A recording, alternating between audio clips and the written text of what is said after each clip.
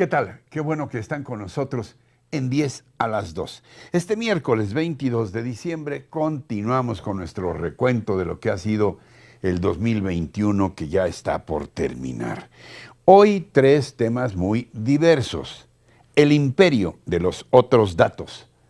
2020, el año que no se acaba. Nos faltó muro.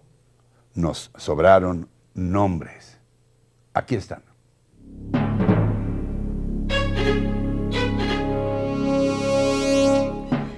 El imperio de los otros datos.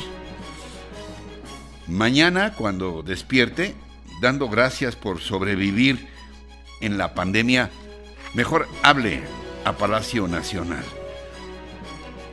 Es probable que le digan que usted es un conservador inventor de sí mismo y que en su registro no figura. Entonces se volverá y tocará a su pareja, a sus hijos, sus muebles, a usted mismo, y les dirá que mienten, que usted es quien es. Entonces le responderán con indiferencia mecánica que usted no existe, porque ellos tienen otros datos. Es posible que ese sentimiento de estupefacción se nos haya manifestado durante los 2 años recientes. No es cierto que cada vez se mueran más parientes y amigos por el coronavirus, que las vacunas llegan a cuentagotas mientras crecen las caóticas filas de ancianos en busca de la sobrevivencia. No es verdad que hay millones de desempleados y nuevos pobres, que vimos a Pío agarrando la lana, que los apagones son ciertos, que teníamos un aeropuerto de primer mundo, que ahora tenemos uno de cuarta transformación. Nada de esto ha ocurrido, porque el gobierno siempre nos ha impuesto una dimensión paralela llamada otros datos, en la que la pandemia está bajo control y el país entero va requete bien, y en donde cualquiera que no lo vea así es un traidor a la patria. De hecho, nos acaban de romper el último espejo para mirar la realidad, porque la retracción de la Auditoría Superior de la Federación, en el caso del aeropuerto de Texcoco, es un parteaguas, un antes y un después. Jamás en la historia la auditoría había reculado tan ostensiblemente. A ver, el viernes 19 de febrero, la ASF difundió el documento de la cuenta pública del 2019, muy esperado porque se trataba del primer año completo del gobierno de Andrés Manuel López Obrador, un legajo de 336 páginas del que brincaba un dato estremecedor. La cancelación del nuevo aeropuerto internacional de Texcoco tuvo un costo no de los 100,000 millones de pesos que nos habían dicho, sino de 331,000 millones, más del triple. Así que, a pesar de que había numerosos cuestionamientos a la 4T y sus obras gigantescas, fue ese el señalamiento que desató las alarmas en los medios, la cúpula federal y en la propia ASF. Solo un ingenuo supondría que no hubo contactos y reclamos nada gratos entre unos y otros en todas esas horas. Por eso, la enorme expectativa sobre lo que respondería el presidente en su mañanera del lunes. Pero no, al Todopoderoso le bastó 1 minuto y unas cuantas frases para devolver el golpe que lo había puesto contra las cuerdas. Antes que aclaremos nosotros, que aclare la auditoría, ya que exageran. Le están dando mala información a nuestros adversarios y yo creo que no deben de prestarse a esas campañas. Además, yo tengo otros datos. A las 10 de la noche del mismo lunes, la Auditoría Superior de la Federación comunicó que existen inconsistencias en la cuantificación realizada en el marco de la auditoría. Se ha detectado ya que dicho monto es menor a lo estimado inicialmente por una deficiencia metodológica. Total que el trabajo de meses quedó condenado a un suicidio intelectual en solo 14 horas. Hay más en el informe de la auditoría, que en Dos Bocas Pemex no contó con la información técnica del proyecto y que la refinería puede inundarse, que el nuevo aeropuerto de Santa Lucía es un caos administrativo, que el Tren Maya nunca consideró daños ambientales y sociales, y que en la 4T, en el gobierno de la 4T, hay irregularidades por 67,000 millones de pesos. Todo eso será inútil. La Auditoría Superior volverá a doblegarse, porque no vivimos en el país de los sentidos comunes, sino en el imperio de los otros datos.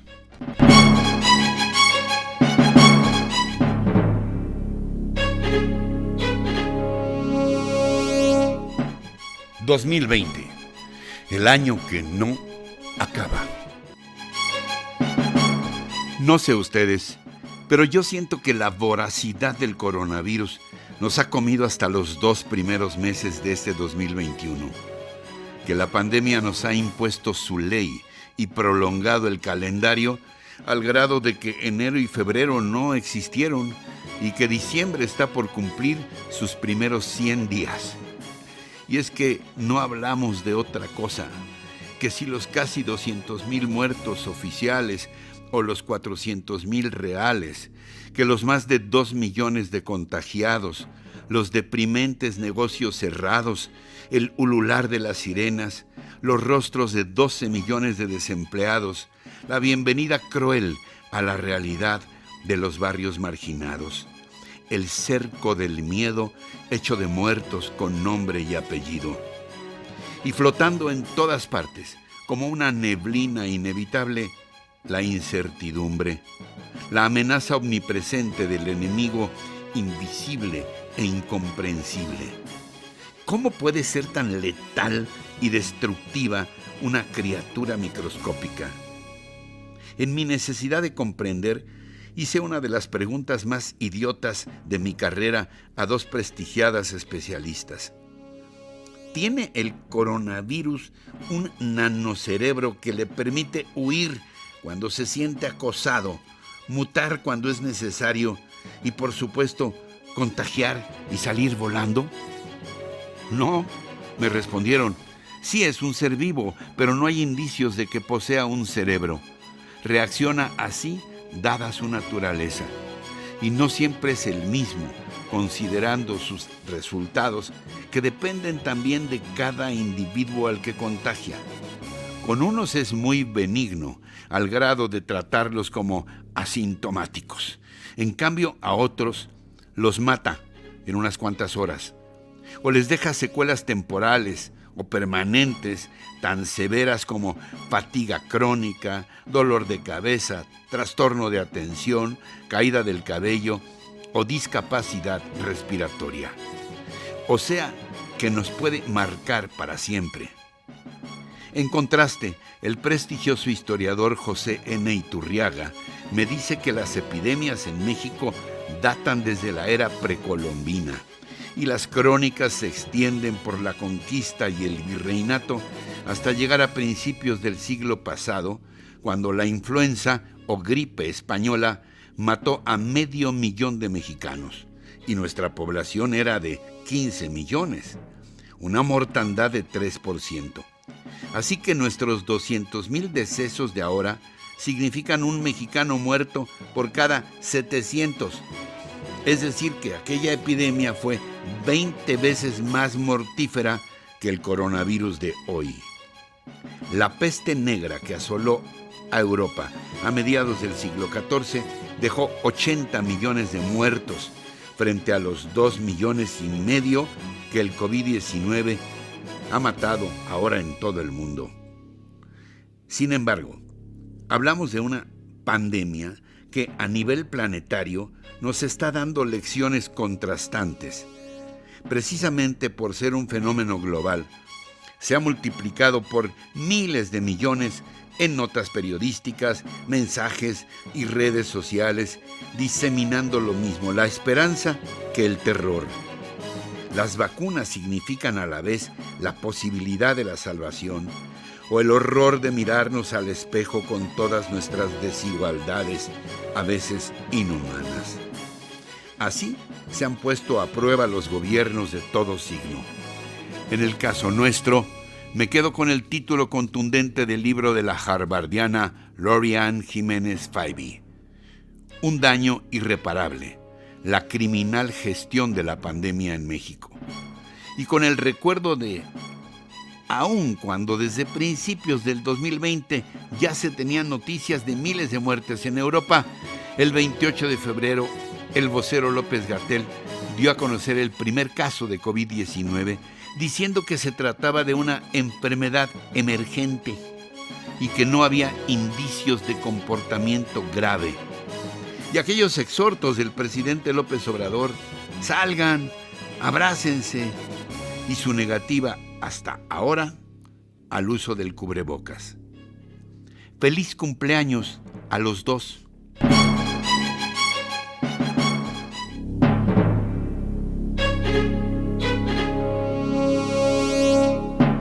Nos faltó muro, nos sobraron nombres. Eso me dijeron algunas activistas refiriéndose a la muralla de acero de 3 metros de alto y 250 metros de largo que este gobierno de la 4T mandó hacer para protegerse él mismo y su Palacio Nacional. Me quedo con esa imagen terrible y a la vez conmovedora de los nombres pintados en la frialdad del metal, de aquellas cuyas vidas les fueron arrebatadas por la violencia sistemática en un país lejos de la civilización y en la barbarie. Y es que también en el conteo doloroso tienen razón. Alcanzaron a pintar los nombres de 3,000. Les faltaron 5,000 más asesinadas por el hecho de ser mujeres durante los 800 días de gobierno del presidente Andrés Manuel López Obrador. 11 muertas diariamente. Por eso el dolor hecho grito en las marchas de miles de voluntades. Por eso la rabia de ellas ayer y mi rabia de hoy, porque otra vez se pretende encapsular esta jornada en el recuento feliz de que no hubo muertas, solo heridas, y que fracasó la violencia de aquellas que a fuerza de martillazos tumbaron parte del muro de la ignominia para quedar frente al otro cerco de policías militares. La reacción del presidente lo describe. Se portaron muy bien las mujeres policías. Reveló que le habló Claudia Sheinbaum para avisarle que tendrían que reforzarse con agentes hombres, para que quede claro quién manda en la ciudad. Luego, en su hábitat de la mañanera de ayer, llamó a la no violencia y una vez más cuestionó la forma en que se defienden las causas de las mujeres. Un refrendo de la cantaleta sistemática y ofensiva de que las organizaciones feministas son manipuladas por ese enemigo fantasmal que él llama los conservadores.